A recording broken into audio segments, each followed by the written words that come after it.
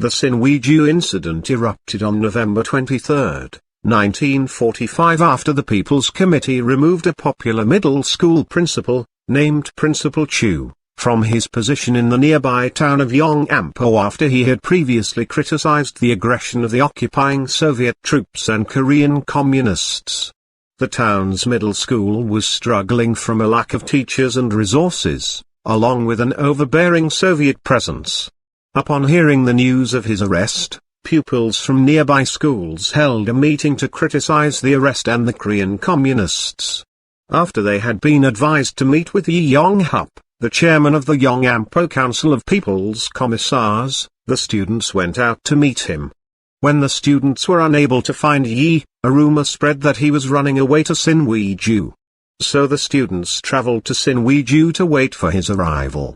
A pro-Soviet farmers' union violently suppressed the gathering, who only returned home determined to strengthen their resistance efforts. Students from 7 schools gathered in front of the former colonial courthouse in Sinuiju to protest the Korean communist and Soviet interference in the education system. The protest was also incited by Christian leaders. In response, the Korean communists and Red Army soldiers fired into the crowd, killing around 25 and wounding hundreds.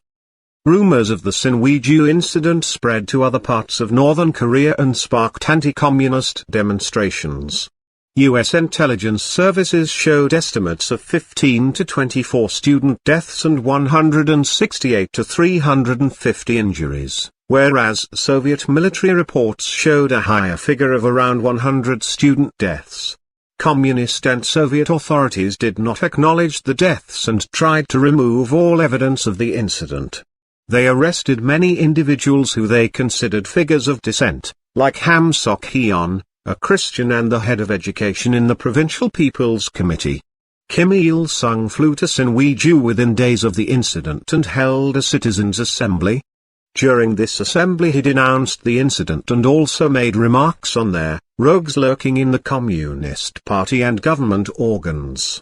Kim used the Sinuiju incident as an opportunity to stress his own anti-Japanese communist past and urged students to emulate his own nationalistic efforts. In the aftermath of the Sinuiju incident, Kim Il-sung realized that the Korean communists should not alienate certain demographics, especially the youth. Various policy changes were implemented afterwards. The communists were then able to establish stronger control in the following years.